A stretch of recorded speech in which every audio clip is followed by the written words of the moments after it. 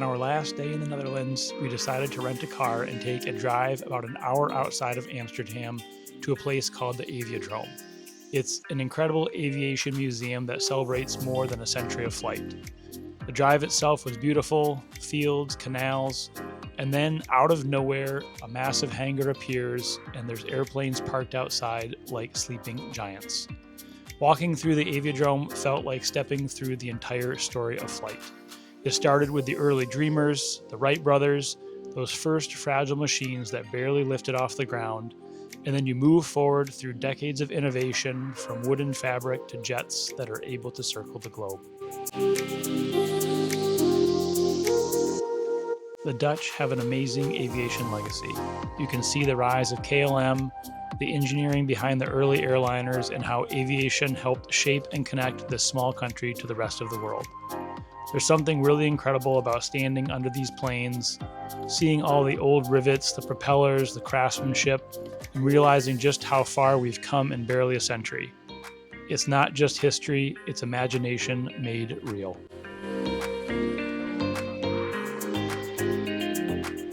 One of the highlights of the Aviodrome is a massive KLM Boeing 747-200 that's parked on site. It's connected to the museum, and we walked through an old air bridge straight onto the aircraft.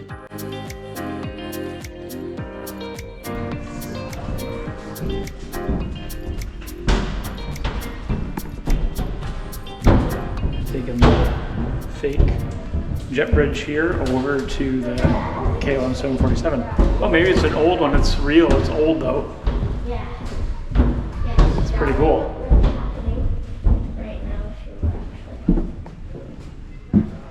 Oh yeah, this is cool.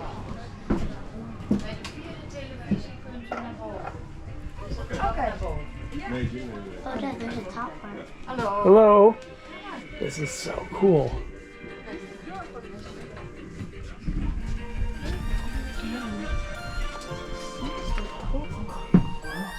Mom and I have flown on 747s before.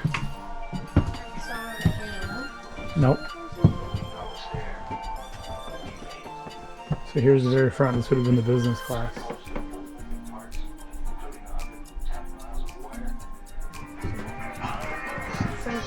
Yep. This would have been world business class.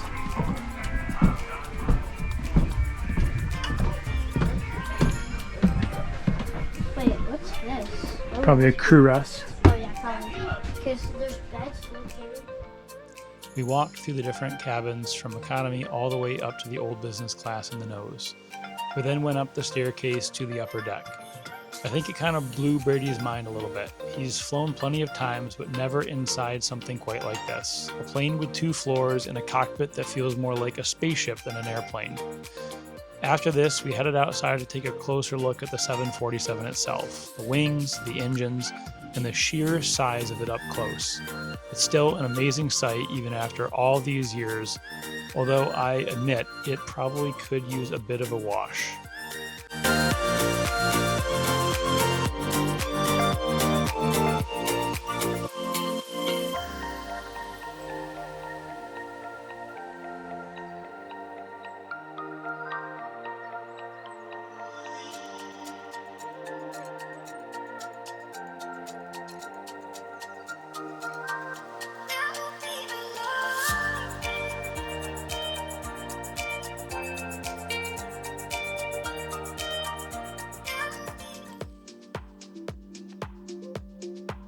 Once we wrapped up at the Aviodrome, we headed back towards Amsterdam for our last night in the city.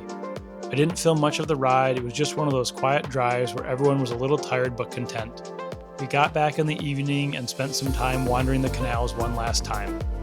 A quick rain shower rolled through, so we ducked into a small cafe for a beer and some fries. It was the perfect excuse to slow down and just take it all in. Later that night, we took a canal cruise through the city, lights reflecting on the water, and the sound of some light rain still lingering on the rooftops. It was the perfect way to end the trip, a calm, quiet moment before heading home the next morning.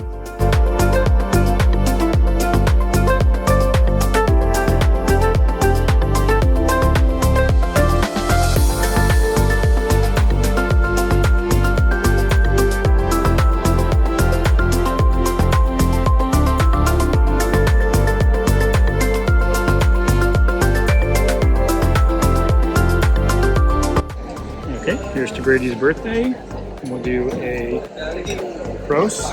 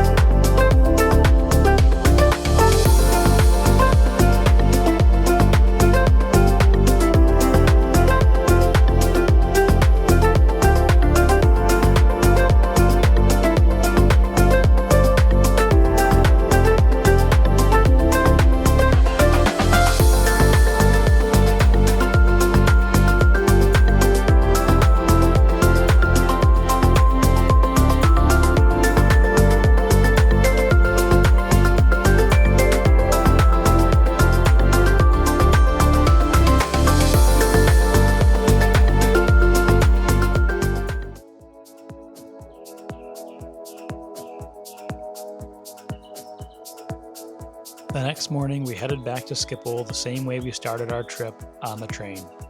Watching our Delta A350-900 pull up to the gate felt a little bittersweet.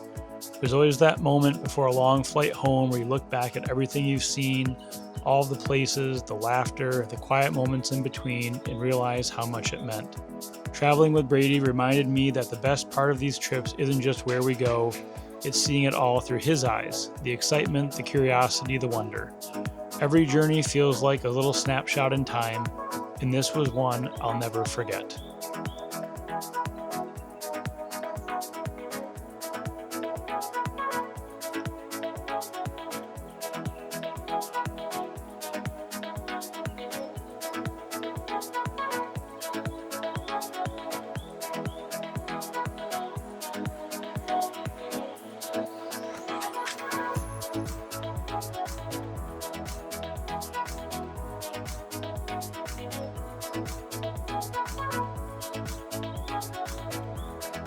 Thanks for watching. Don't forget to like and subscribe, and stay tuned for our next video where we travel to Colorado as a family.